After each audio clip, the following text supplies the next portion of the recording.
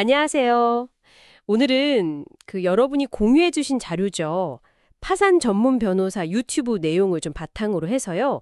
파산 절차에서 화해 계약이라는 거, 이걸 좀 깊이 파헤쳐 보겠습니다. 네, 안녕하세요. 이게 뭐 절차를 빠르게 하는 데는 좋다고들 하는데, 글쎄요, 이게 공정함과는 또 어떻게 균형을 맞추고 있을지.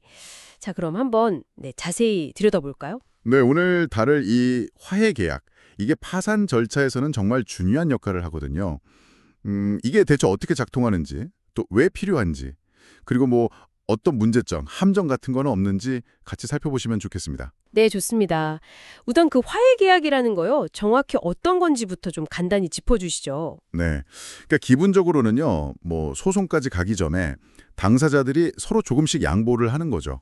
그래서 다툼을 끝내자, 이렇게 합의하는 걸 말합니다. 아, 합의. 네. 파산 절차에서는 이걸 파산 관제인이 채무자나 아니면 관련된 제3자하고 재산 문제가 있을 때요. 이걸 소송 대신 합의로 푸는 방식이에요. 아, 소송 대신 합의로요? 네. 예를 들면 이런 거죠. 채무자가 과거에 재산을 좀 뭐랄까 부적절하게 처분한 것 같아요. 근데 이걸 되찾아오려면 원래 소송을 해야 하잖아요. 그쵸, 복잡하죠. 네. 그 대신에 그냥 일정 금액을 받고 합의를 하는 식입니다. 물론 법원의 허가는 꼭 받아야 하고요. 아하, 그렇군요. 소송 대신 합의로 해결한다. 그럼 이게 실제 파산 절차에서 얼마나 자주 쓰이나요? 뭐 중요도는 어느 정도고요? 굉장히 중요하게 쓰입니다. 바로 이 지점에서 이야기가 정말 흥미로워지는데요. 아, 그래요? 네, 그 파산 관제인이 채무자의 어떤 행위가 다른 채권자들한테 손해를 끼쳤다. 이렇게 판단될 때가 있거든요. 이걸 이제 취소할 수 있는 권리를 법적으로는 부인권이라고 하는데요. 네, 부인권 들어봤어요. 네.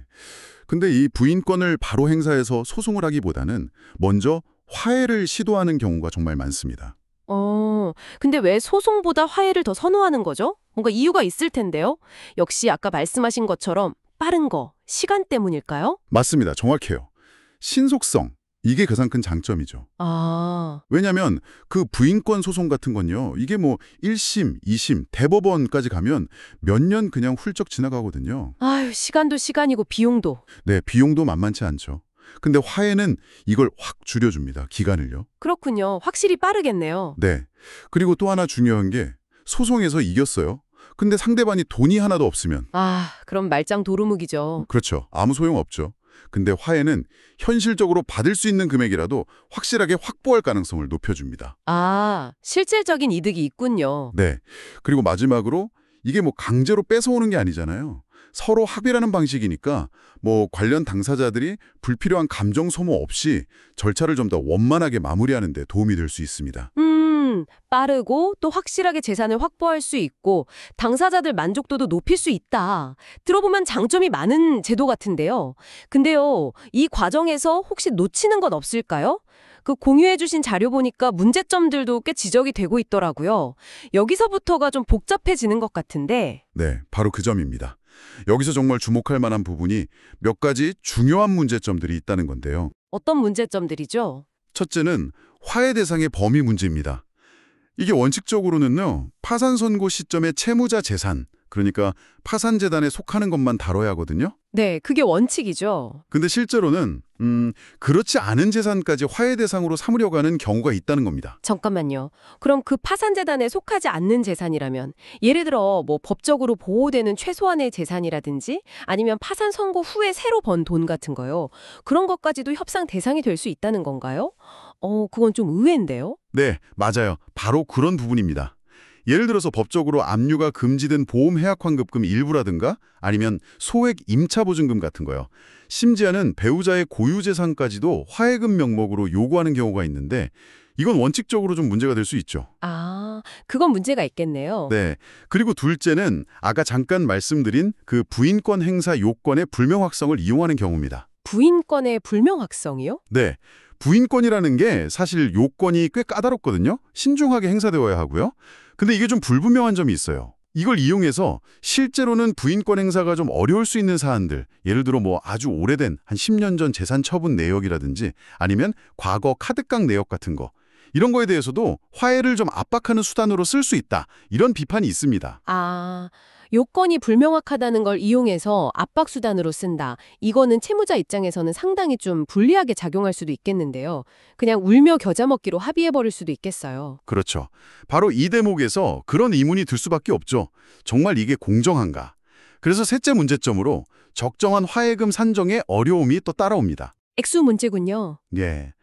채무자의 기본적인 생계 유지에 필요한 부분이 있잖아요. 예를 들어 6개월간 생계비 약 1,110만 원이라든지 각종 압류금지 재산 같은 거요.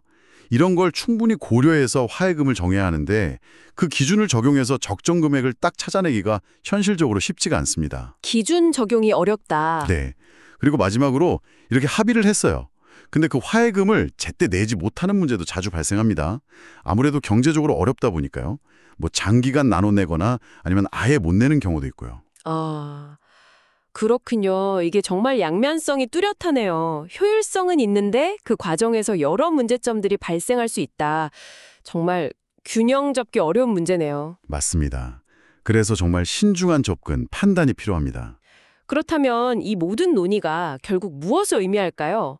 들어보니 화해계약이라는 게 파산 절차를 빠르고 좀 유연하게 만드는 데는 분명히 중요한 수반인 것 같은데 이게 잘못 사용되거나 남용되면 오히려 채무자의 재기를 막는 그런 부작용도 클 수 있다. 이런 거겠네요. 정확합니다. 예. 전체적인 맥락에서 보면요. 결국 파산관제인이나 법원이 이 화해계약을 다룰 때 단순히 얼마나 많이 회수했나 이런 실적만 볼 게 아니라는 거죠. 네네, 실적보다는 그 대상 재산이 정말 맞는 건지, 또 부인권 같은 요건은 제대로 검토된 건지, 그리고 금액은 적절한지 이런 걸 충분히 검토해야 하고요. 더 나아가서 파산제도의 궁극적인 목적이 뭐겠어요? 채무자의 재기적, 경제적 재활. 그렇죠. 그 채무자의 경제적 재활이라는 근본 취지에 이 화해가 부합하는지를 함께 고려하는 그런 좀 균형 잡힌 시각이 반드시 필요합니다. 효율성만큼이나 공정성, 그리고 채무자의 재기 가능성을 지키는 것, 이게 정말 중요하다고 생각합니다. 효율적인 절차 진행과 또 개인의 권리 보호라는 이 두 가지 가치 사이에 균형점을 찾는 것. 이게 정말 말씀하신 대로 어렵고도 중요한 과제인 것 같습니다. 청취자 여러분께서는 이 화해 계약의 명암에 대해서 어떻게 생각하시나요? 한 번쯤 고민해볼 문제인 것 같습니다. 오늘은 여기까지 다루도록 하겠습니다. 다음에 더 흥미로운 분석으로 돌아오겠습니다. 감사합니다. 네, 감사합니다.